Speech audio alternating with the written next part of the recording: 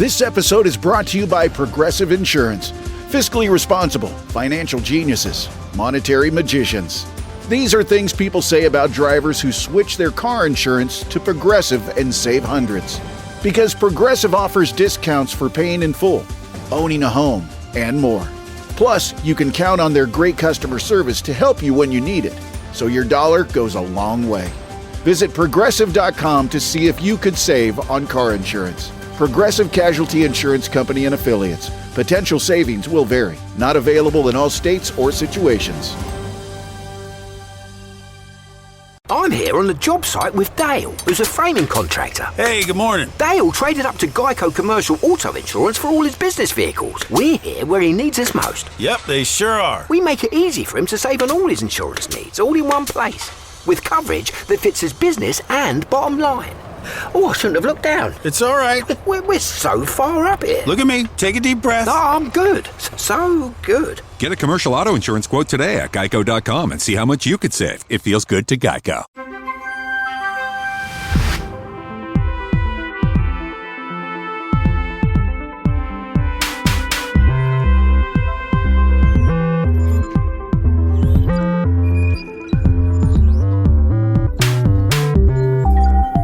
Welcome to Unbiased Science, where we bring scientific method to the madness. We're your hosts, Dr. Jess Steyer and Dr. Sarah Scheinman. And this is our very last episode of what season are we in? What day is it? Season 5. Season 5. And we are ending on such a high note. We brought back the amazing Dr. Christopher Labos, who you probably remember from, I don't know how many episodes back where we were talking about seed oils. Was it how many? I don't even know how many episodes. 4 episodes or so.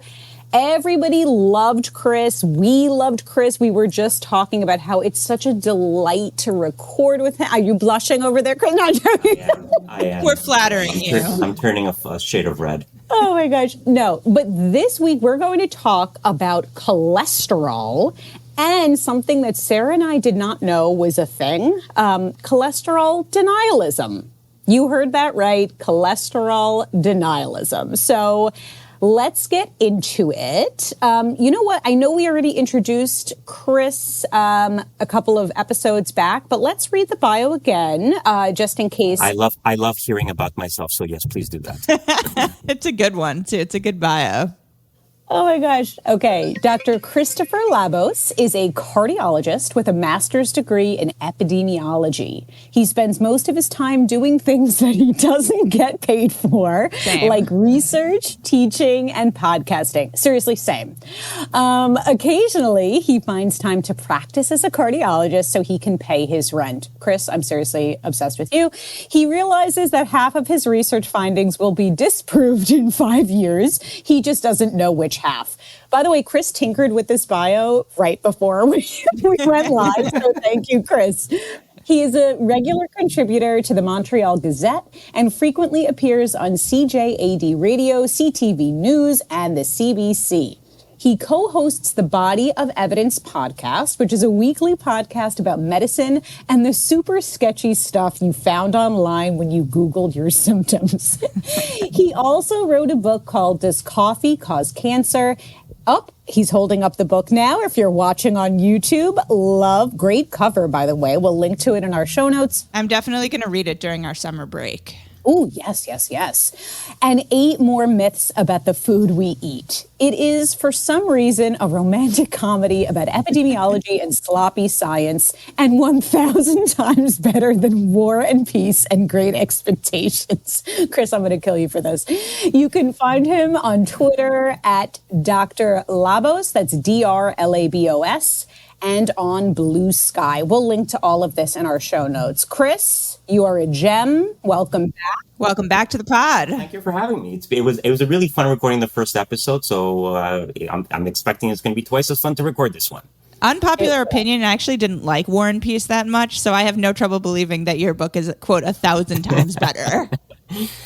You know, there's a great, whenever you write a book, somebody says, did you want it to be a classic? And the answer should always be no, because I think it was Mark Twain who said it. It's like a classic is a book that everybody has heard about, but nobody has read. And so Like most people have not read That's these true. books. I have actually not read. I've actually not read War and Peace. I have read Great Expectations. I mean, it is a bit of a slog if you're not familiar with Dickens. Like even some of his more popular. Well, he got books. paid by the word. Yes, So. Dickens was paid by the word. That's why he wrote the way he wrote, and it works. But there's even the Christmas Carol, which is a short book. It drags in some places, so it is. You got to force yourself through it sometimes. For people listening who haven't read these books, you are not alone. I'm sitting here like, oh, yes, of course, but I have not. I mean, good thing this isn't a literary criticism podcast. So. True. All right. So, Chris, Dr. Sarah Scheinman over here loves to kick things off with a definition. So, Sarah, what are we asking Chris to kick things off? I mean, I guess if we're talking about something like cholesterol denialism, it would be a good idea to first define cholesterol. Because I feel like this term gets thrown around a lot. It has a very specific biological definition, and then there are also some associated biological terms like low-density lipoproteins, very low-density lipoproteins, high-density lipoproteins. There's good cholesterol, there's bad cholesterol. What are we talking about here? Right. So cholesterol is a molecule. It is basically a fat. It is something that you synthesize in your body. You actually use it for a bunch of different things, right? You use it to manufacture hormones, you use it as a signaling molecule.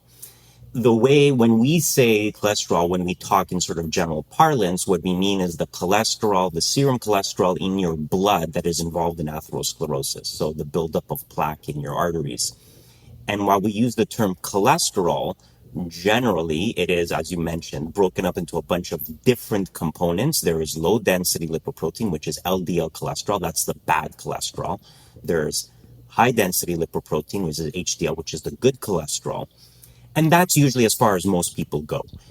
It is actually a lot more complicated than that. There's all kinds of things. There's a lot of research going on now with lipoprotein A, which is a different form of cholesterol. It seems to be involved in the calcification of your arteries and also in your valves. So there's a lot of different stuff in it. I think most people need to know as a general audience, there's total cholesterol, which you can measure in your blood. If you break it down into good and bad cholesterol, then you've already gone sort of a step further than what people were talking about in the 70s and 80s. Yeah. And I will say too, like cholesterol, I feel like gets a bad rap, and we're going to talk about that today, but it's super, super important to have, like you'd be in a lot of trouble if you didn't have any cholesterol in your body, suffice it to say. I mean, and like, especially in the brain, like as a neurobiologist, like can say like cholesterol is one of the more important molecules that you need to have around in your brain. Like it's super important for maintaining what are called synapses, which are the connections between the cells in your brain that, cause your brain to produce the thoughts and behaviors and, things that keep you, So you need cholesterol, basically. But so then, Chris, what is cholesterol denialism then? Like Jess and I were saying, we haven't even talked. That's a big question. Well, because Chris wrote this, and I'm not sorry to interject, Chris, but he wrote this amazing article that we're going to link in our show notes. Because I just want to call this out early on because I think this is going to help structure a lot of the conversation that we have. I think you wrote this, was it last February in The Skeptic? Yeah. And the title is How Cholesterol Denialism Went from Reasonable Skepticism to Pseudoscience. And I got to tell you, I learned so much reading this. Yeah, so did I. Right before we hit record, I just want to note, Sarah and I were saying, like, we didn't even know that this is a thing, cholesterol denialism. We're still not entirely sure on what's being denied. Although, I mean, you gave such a great history. I'm hoping we can walk through it all. But so back to you, Chris. So what is cholesterol denialism? What is being denied here? Yeah. That it exists at all? I mean, are these like flat earthers? Like, what's the deal? Yeah, so there's probably a spectrum here, but sort of the most prominent people in this are basically denying that cholesterol has anything to do with heart disease. Oh. That having high cholesterol has nothing to do with your development of heart disease. And then the consequence of that is you don't need cholesterol medication, specifically statins, which are the lightning rod across all this discussion, which I always think is fascinating because there's many other types of cholesterol medications nobody talks about, but statins have become the focus for historical reasons that we'll get into. But it's basically this. It's the denial that cholesterol is involved in atherosclerosis. It's the denial that we need to treat cholesterol. And then sort of parallel to that is this idea of it's not fat that's the issue, although fat and cholesterol are not the same thing. It's like we shouldn't be eating low-fat foods. It's sugar that's the issue, which of course it is, but it's this idea of fat is actually good for you. Let's all go and eat more ice cream and more bacon and more eggs and have this high-fat diet that we all had in the 50s that the government took away from us when it was trying to make us all into dirty liberals. So it in a way sort of ties in with a lot of the stuff we talked about with regards to seed oils. It's sort of the glorification and sort of the redemption of meat and fatty foods. And there's reasons why this happened, and sort of to really understand where these people are coming from, you really have to go back in the Wayback Machine and understand what was happening in the 70s and the 80s and how we went from low fat to high fat to low carbs to high carbs, where all this stuff came from and how we got to this place. And what I think is fascinating about this whole conversation, all of the arguments that people are making would have been reasonable arguments if you transplanted them like 30, 40 years in the past. And yes, they just never got updated. And people don't realize that the conversation has moved on from the arguments that we were having in the 1990s. Which is good. I mean, that's what happens with science, right? It evolves. That's one of the beautiful things about it, is that, you know, we do more experiments, we gather more evidence, and things change. And it's a good thing that we aren't still doing what we were doing 40, 50 years ago, because we kind of know better now. Yeah. So, oh, sorry, go on, Chris. No, and I was going to say, I completely agree. And, there's the old, I think it's Max Planck. It's the old quote is like, science advances one funeral at a time. That's sort of like the clipped version of the quote. But the other thing too is like this whole cholesterol debate that sort of, or the cholesterol wars as they became called in the 1990s. Whoa. A lot of the people that were participating in those wars, I mean, are still alive, or at least they will into the early 2000s. Now some people have started to die off. One of the books that I used when I was researching this, which was Steinberg's book, which is called The Cholester-all Wars. This Cholester-all Wars, the skeptics versus the preponderance of evidence. A lot of people lived through this. And so a lot of the people that were having these debates in the 70s and 80s were still alive in the 1990s and early 2000s. And so I think a lot of this too is like when you become entrenched in a position, it's very hard to sort of change your mind. And I think that's why this happened. Like, we have not had a whole generational refresh because, I mean, we talk about cholesterol being controversial. People forget that blood pressure used to be a controversial issue. People used to genuinely debate whether you should treat high blood pressure or not. Which is why you get into a situation where FDR, president during World War II, dies of a stroke with a blood pressure of 200, and his doctor is like, I'm going to prescribe you massage and barbiturates so you can calm down a little bit. We used to call mild hypertension a blood pressure of like 180. And now, of course, somebody has a blood pressure of 180, they run screaming to the emergency room. Right.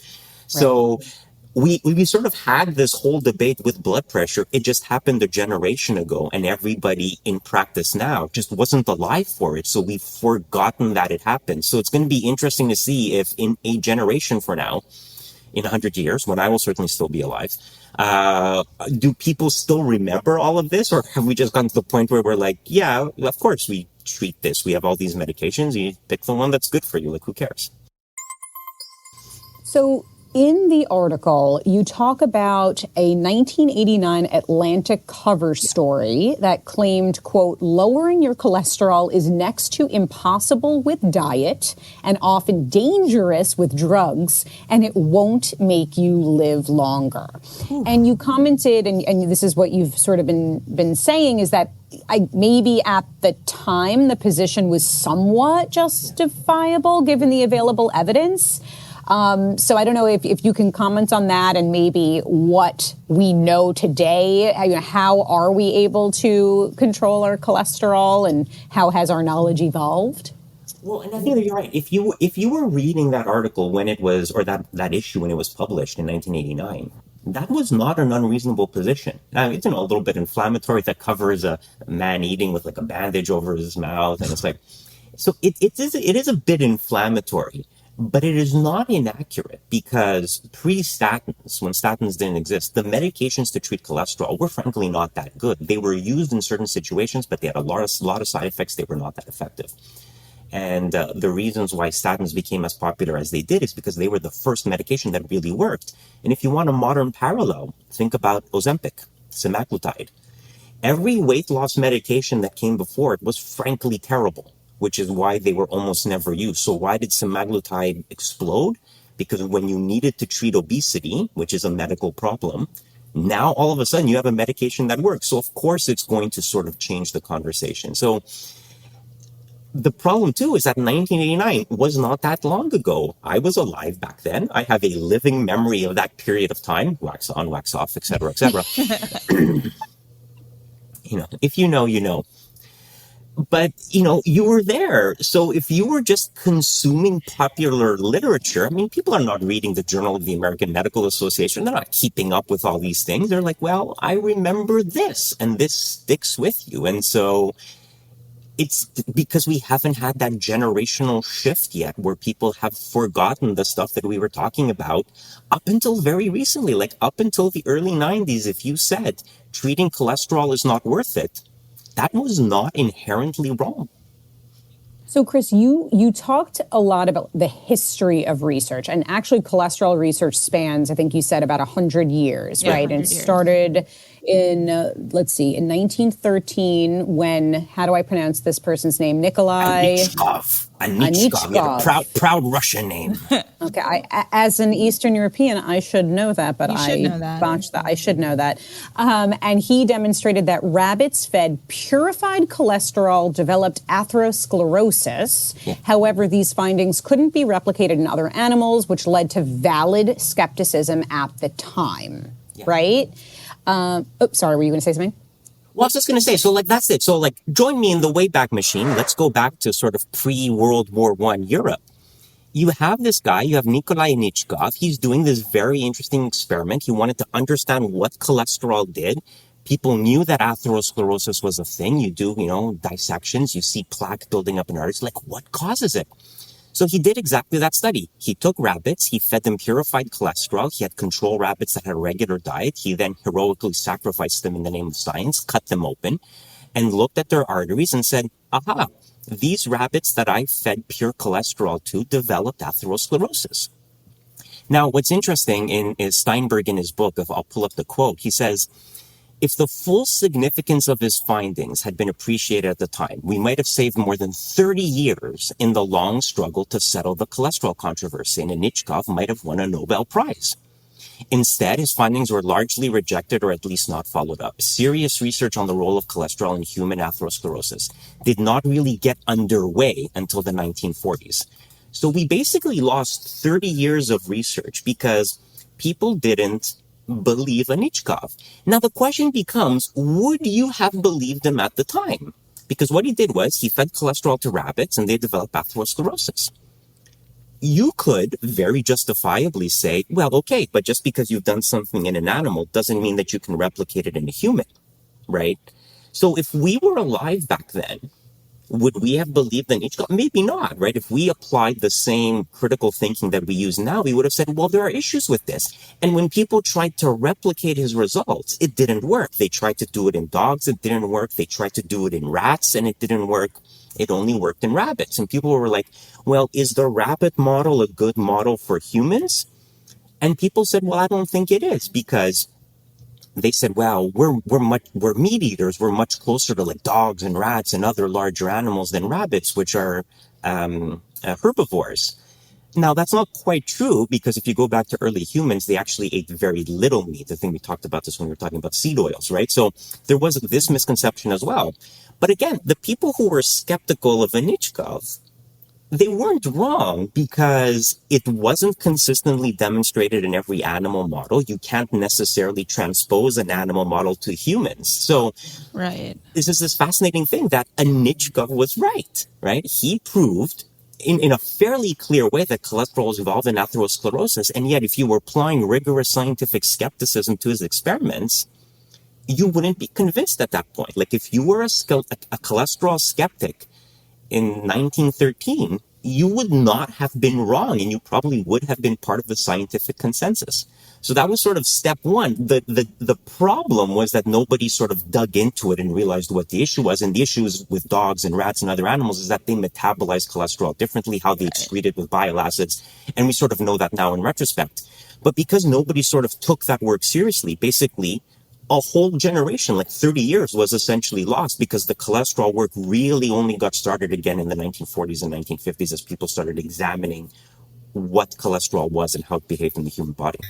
I mean, and I think it makes sense. Like that whole story kind of points to like how skepticism is in fact scientifically valid in certain contexts, right? Like the whole scientific process kind of thrives on skepticism. And I think this whole, like, maybe we needed those 30 years in order to like really get to the heart of what was happening. And like, you posed the question, like, would you have believed him? I don't know. Like, I don't know if I would have. Like, I think I would have had the same questions that you posed. Like, well, what's different? Maybe it's just something weird about rabbits, or like, how often do we consume pure cholesterol in our diet? Like, and all of these questions would have definitely come up in my mind. Like, it's an interesting question you posed.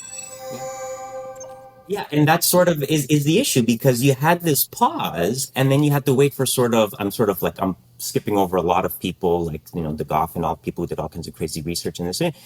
But what really sort of reignited this debate was second half of the 20th century, you started seeing this increase in cardiovascular disease. Mm-hmm. And all of a sudden people were like, okay, we really need to figure out what's going on with this. Because, prior to, late 1800s, early 1900s, I mean, people had heart attacks, but people were also dying of like tetanus and infections and whatever. But so once you get antibiotics and you get rid of acute illnesses as a major cause of death, now we enter into the chronic disease era where people are living longer and actually getting heart disease. And all of a sudden it's like, okay, now we really got to figure out what's causing all this. Let's sort of dig into the whole cholesterol thing again. And let's really figure out where it's coming from.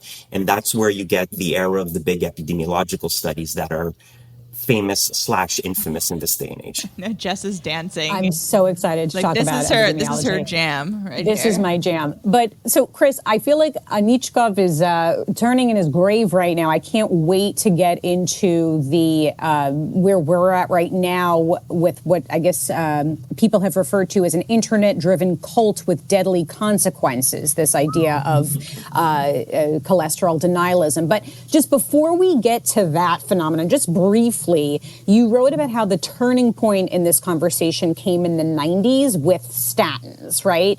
And there was this 4S study with simvastatin that demonstrated that the medication lowered cholesterol, reduced heart attacks, and decreased mortality. And since then, as you've described, there's been a lot of epidemiological evidence. There have been 26 randomized studies that confirm these benefits.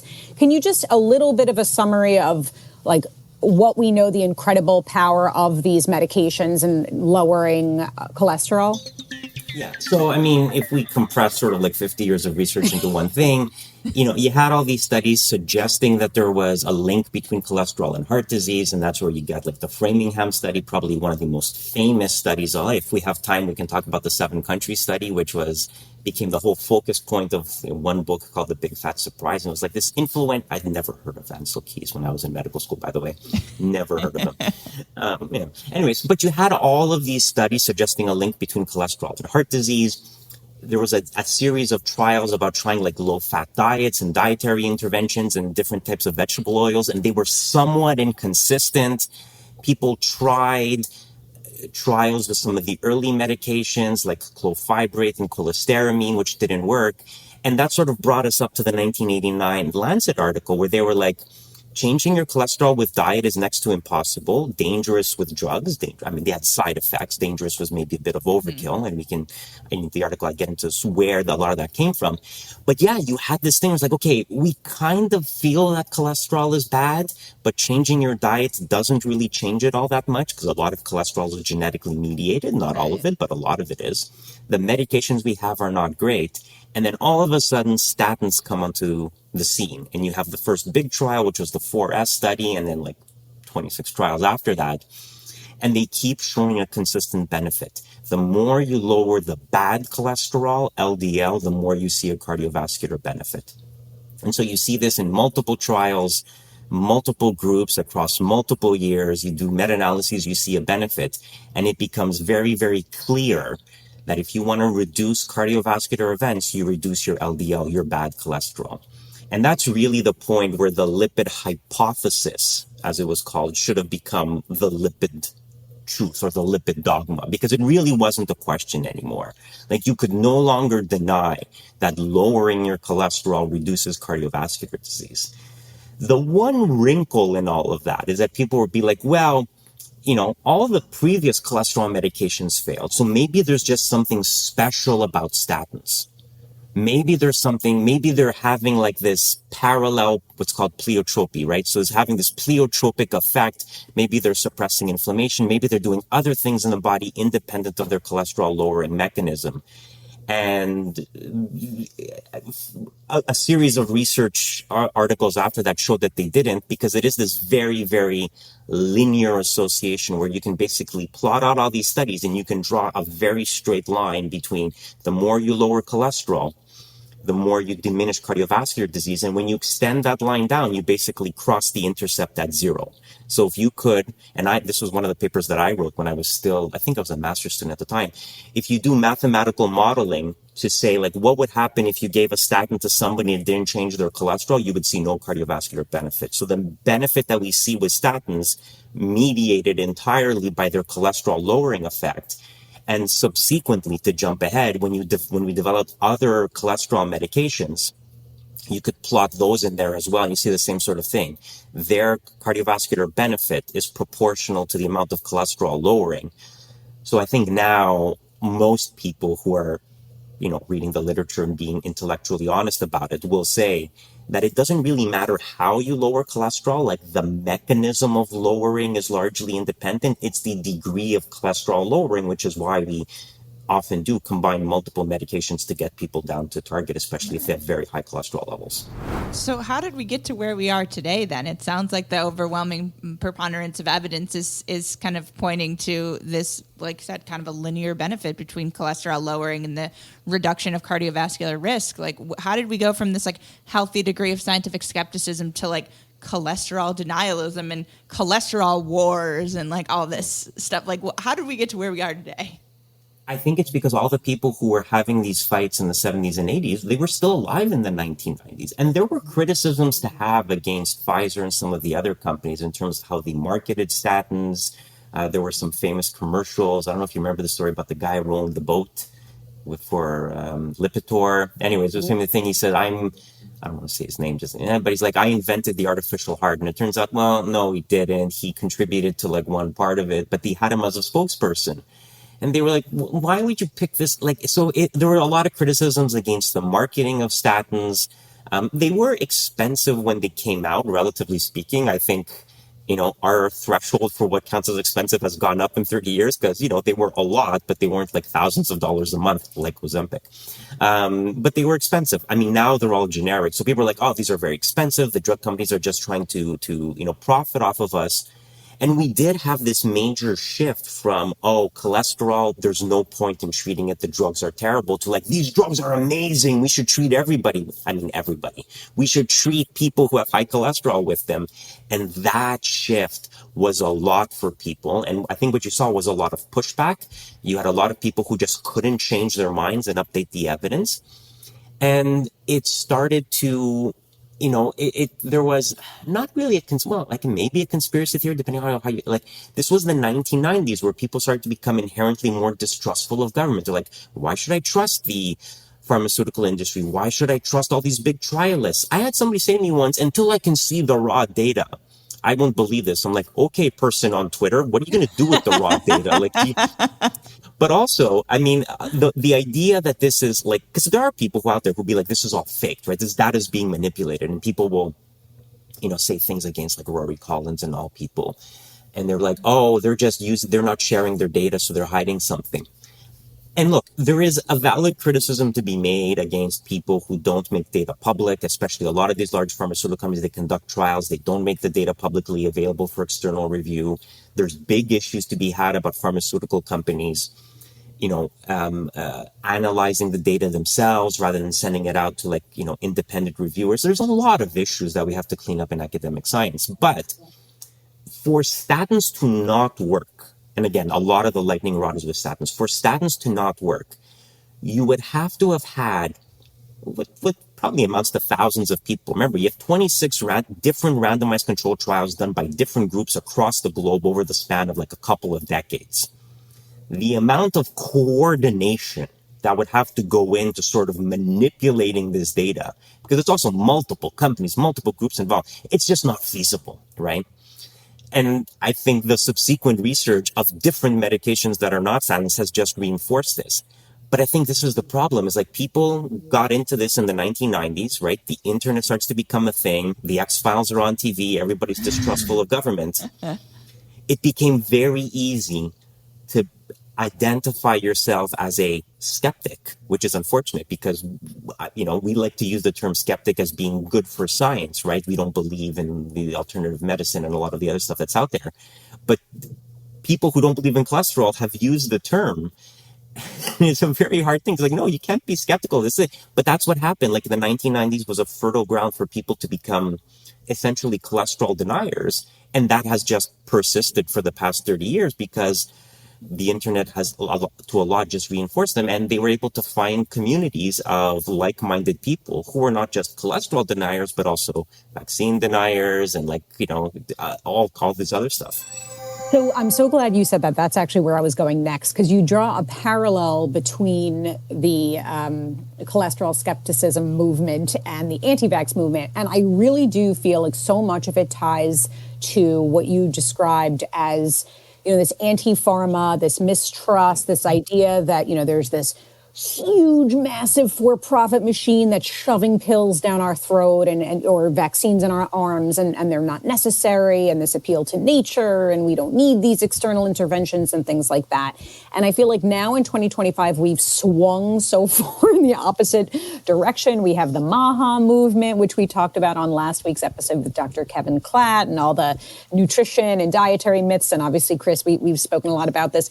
I believe we ended the last episode that we recorded there was this JAMA case study. Does this ring a bell? Where a person who was on the carnivore diet had what was it, like hyperlipidemia? Am I making this up? I don't remember what it was, but there was fat pouring out of his hand. You could actually see it, the fat deposits. So don't you feel like we've swung so far in the opposite direction? And I'm just curious how you feel this is manifesting in terms of like MAHA movement and these diets, these fads, and what say you, Chris? Well, so just relevant to our current topic, the MAHA movement, they've just appointed as their chief medical advisor. And I don't know how a movement has a chief medical advisor because they're not the government. So I don't understand their internal mechanics. But basically, they've appointed as their chief medical advisor a cardiologist from the UK called Asim Malhotra. And people can go and read his stuff if you're so inclined. I don't judge. But he has very prominently said that he does not believe cholesterol has anything to do with heart disease. And he has also very prominently said that he does not believe in COVID vaccination. So he was very famously giving an interview for the BBC in the UK about new cholesterol guidelines. And I don't know why they would have gone to him. There's other people I would have invited to that interview. But he sort of hijacked the interview to start interspersing things about how the COVID vaccines were killing people. And so, when you want to see where the intersection between the anti-vaccine and anti-cholesterol movement is, well, you look to people like that, because the same arguments that you can use against cholesterol to become a cholesterol denier is the same arguments that you can use against vaccines. This is the government and this is big pharma and the evidence is not there. Or if I can see the evidence, it's being withheld from me and I can't really analyze it. So you can use the same sort of arguments, and you can use the same arguments to sort of break it down and you realize why it falls apart. But it's a funny thing because, we're all talking about COVID, we see the consequences, a lot of this other stuff. But cholesterol denialism is this weird section of pseudoscience that nobody talks about. And most people have the same reaction that you two did, which is like, is that a thing? I'm like, yes, it really is a thing. What are we denying here? Yeah. I think it is a little bit more, there's a little bit more awareness about it in the UK because of people like Asim Malhotra, and because it is this very sort of personalized thing where people are like, oh, I'm not going to take statins. I think what I'm really curious about in the future is so much of it is about statins, that the minute you talk to people about other cholesterol medications like ezetimibe or some of the new PCSK9 inhibitors, which are actually injectable medications, so people don't know that's a thing. But they're like, I won't take statins. Like, okay, I'll give you ezetimibe. They're like, yeah, okay, fine. So I think a lot of it is really just this knee-jerk reaction against statins, and we'll see. I mean, the newer medications that are coming down the pipeline, which are really interesting, I mean, they're basically antibodies against the LDL.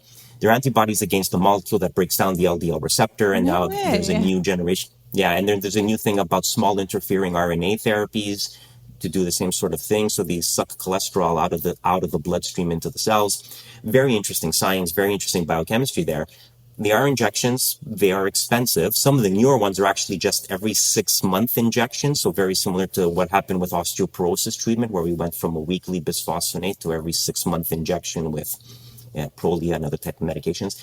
So there's a lot of interesting evolution that's going to happen. And I think the future is eventually just going to pass this movement by where people are like, cholesterol doesn't mean anything. You're like, oh no, but I'm not taking statins. It's fine. I think it's just statins having been the first class of medication and having been the target of so much of the vitriol.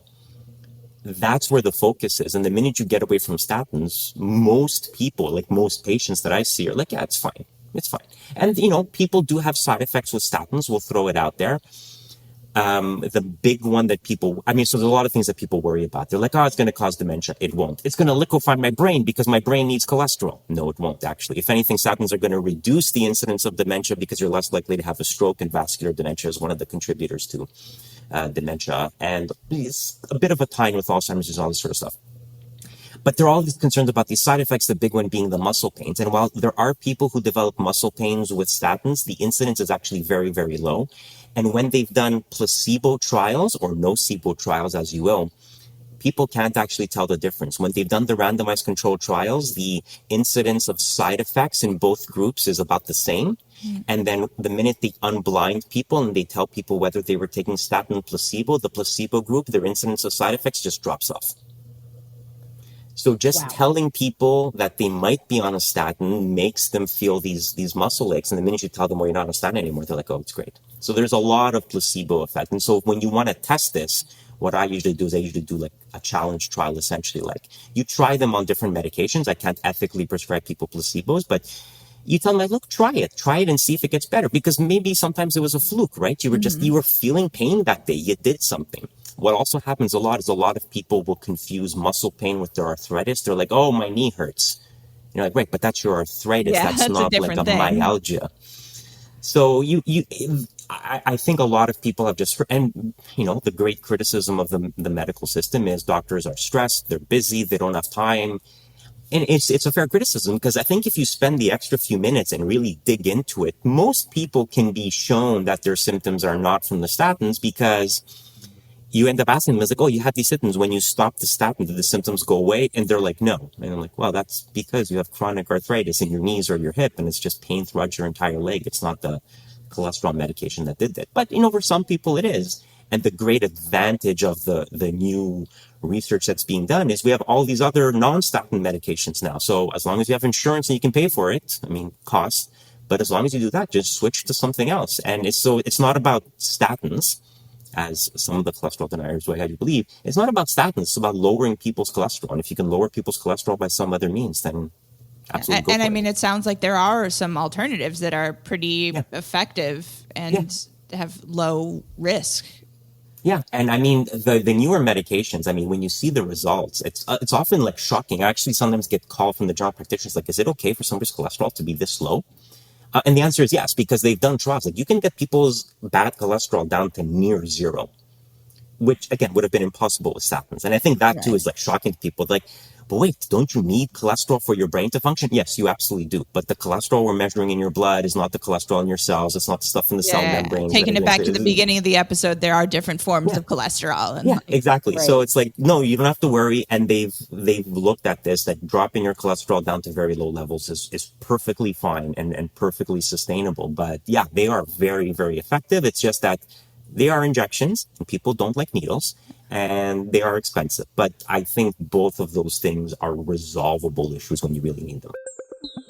I think an important note just on the science side of things too is that your body, I don't think we've mentioned this yet, is that your body does synthesize its own cholesterol. Like, yes, you do get cholesterol from your diets, but your body also has mechanisms to produce it and synthesize it itself. So you're never really going to have a cholesterol of zero. Like, that's kind of a myth. You're never going to have a cholesterol. You're going to have cholesterol in your body. You can get your LDL cholesterol down to very, very low levels. Right. And what's interesting is that when we're born, our LDL cholesterol is essentially zero. It's just, the consequences of living on planet Earth where, you just accumulate all of this and, so that's it. So, babies have very low cholesterol and they're fine. It's just that as we get older, the cholesterol tends to get worse and worse and worse. But you're right. I mean, a lot of it is genetic. Now, where I am in Montreal, in Quebec, we actually suffer from something called the founder effect. I don't know if people may be aware of this, but it's this thing where a rare genetic mutation can end up being very, very common in a specific population. It's because Quebec, which was populated by people from France, during the 1500s, 1600s, whatever, a lot of them came from a very specific region in France where this mutation of the LDL receptor was very common. So we actually have a lot of familial hypercholesterolemia, a genetic condition in Quebec where I am, where people have very high cholesterol levels for genetic reasons. So we see a lot of genetic cholesterol here. And it's because this fairly rare mutation, because this province was populated by people from that region, it became very, very common in this province. So there's a lot of genetics with cholesterol. And I think that too is becoming more and more common and more observed. Because the cost of genetic testing is going down, it's becoming more accessible. I mean, it's still an access issue here when you're doing it for medical rather than research purposes, because you still need to get a geneticist who's going to run the panel, and there's not that many medical geneticists around, especially where I am. So there's issues there, but we are getting to the point where we're recognizing that, no, this is a medical problem and it requires a medical solution. And, give it a generation and maybe this whole century-long saga about cholesterol will eventually come to an end. But it's a fascinating historical retrospective, because at any point during that journey, whether you were talking about Anichkov originally, or then the epidemiology studies, or then the diet studies, or then the early drug trials, you could have been skeptical during all of that for very valid reasons. It's just that you didn't change your mind when the evidence got there in the mid to late 90s. And that was the issue. It was like, could you change your mind? And I think we're playing this out in real time with Ozempic, where people are like, no, we died. And like, listen, the drugs work. They're there. They're not for everybody. They're not for stylistic reasons, but they do work. So can you change the narrative? And a lot of people just can't. So, Chris, I know we're starting to wrap up here, but I have two more questions for you. One is, we've talked a lot about medications, and absolutely, on many occasions, medications are warranted, right, for some of your patients. But are there non-medical recommendations, maybe some dietary recommendations that you could make broadly? Obviously, this is not medical advice. Let's give that disclaimer. And then two, are there any persistent cholesterol myths that you want to shoot down while we're talking about this? Okay, so let's talk about it this way. Where do we get most of our cholesterol in our diet? That's the question.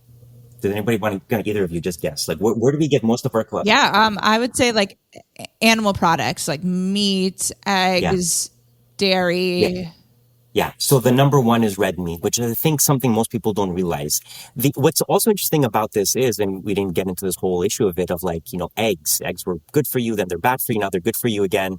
That's actually one of the chapters in this book, and it was inspired by a conversation I had with a friend of mine, where she's a cardiologist. Her dad was a cardiologist. Her dad would not let her eat eggs when she was a kid, because growing up in the 1980s, he was in this whole thing with cholesterol. He's like, you're not eating eggs.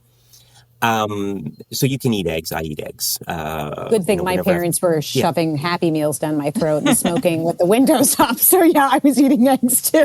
Sorry, go on. Well, also, like, I think at one point the American Heart Association recommended no more than like 3 eggs a week. Yeah. So the problem too is, I think what's fed into a lot of the skepticism is, again, you go back to these guidelines that are like, 3 generations, 3 issue, or 3, what's the word I'm looking for? 3 issues old, or 3 updates ago. And they were like, oh, limit your cholesterol to this. And they said things like, limit your cholesterol like 300 milligrams a day. the reason why that was ultimately taken out is, number one, because the research changed, but also 300 milligrams of cholesterol doesn't mean anything to anybody. You can't measure out the cholesterol you're eating. It's in the food, right? So when there were no medications out there, I think there was a lot more focus on cut meat and eggs out of your diet. And part of the whole eggs are good for you, bad for you, good for you again reflects that evolution in the science. And if you're just experiencing it in real time, you're like, doctors don't know what they're talking about. I'm not going to listen to this. I'm going to go out and buy books that tell me that I should eat more. So you shouldn't go out and have like a four egg omelet for breakfast every day.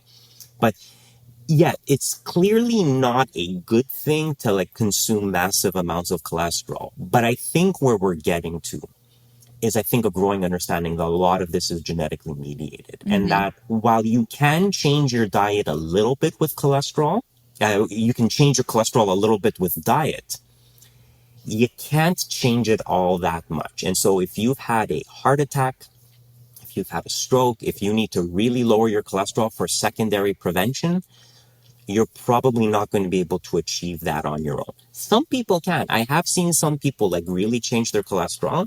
And I have some people that just have these genetically low cholesterol levels because they won the genetic lottery. So people coming from like certain pockets of like Southern Italy and Greece, and like where you look at their cholesterol profiles and like with like a tiny dose of a statin, they drop their cholesterols to near zero. And you're like, wow. I mean, they have a genetic predisposition to this. So in terms of your diet, you should eat healthy. The problem with I'm going to eat more red meat and more eggs, that tends to come along with a lot of other unhealthy stuff as well. And so should you worry about eating eggs? No. Should you eat 4 eggs every day? That's probably a lot, because if you're doing that, you're probably also cooking bacon with it, and you're getting a lot of processed red meat and a lot of salt and a lot of other stuff in there as well. So I think the dietary intervention stuff has really started to sort of not get de-emphasized, but I think there's a realization that we would be much better served as a medical community in just identifying and treating the patients who need to be treated. There's a whole parallel argument that we could have about secondary versus primary prevention. That's going to take like a full hour. So Next season. But I think the big myth that a lot of people have is that you can have a debate about the cost effectiveness of statins, of like how we want to identify who's eligible for treatment or not. But that's not the same as cholesterol denialism, right? That's a cost effectiveness argument. It's trying to decide if you are high risk enough to warrant the cost of this medication, because these medications obviously cost money. So we can have valid debates about what's the best treatment. Can we drive down the cost of these medications? What risk prediction model do you want to use to identify a high-risk patient? All of those are valid debates that we can have. But we can't deny that cholesterol is involved in atherosclerosis. That is a pseudoscience. And I think that's the main focus of the article and the main focus of this podcast. The science has evolved to the point where you can no longer deny the science. Right? We've gone past that point. Now we're having nuanced arguments about how to treat patients. But the lipid hypothesis, the idea that cholesterol has something to do with heart disease, that's a fact at this point. And anybody who says otherwise is no longer a skeptic. They're a denier. Mm-hmm. Beautifully said. You wrap that up with a bow. Dr. Christopher Labos, thank you so much for joining us. Again. And for helping us end season 5 with a real bang. So we really, really appreciate it. And we definitely want to have you back for season 6. Yeah. I just put up the bat signal. I'll come running. Love it. And to our listeners, thank you so much, for tuning in with us this season. As for when we'll be back, that's a little bit TBD. We're shooting for late August, but you girls need a little bit of a break. Even when we're taking a break from the podcast, we will still be posting regularly to social media, our infographics, our long-form content on Substack. Yes, so you will not miss us, and we will be back soon. So with that, Sarah, take us home. Yeah, thanks so much for tuning in, everyone. We hope you learned a thing or two. I certainly did. I'd say please join us next week, but please join us next season on your trusted source for no nonsense, just science.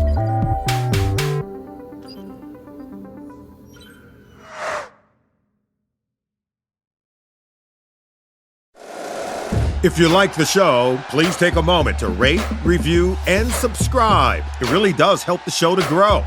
Thank you for listening.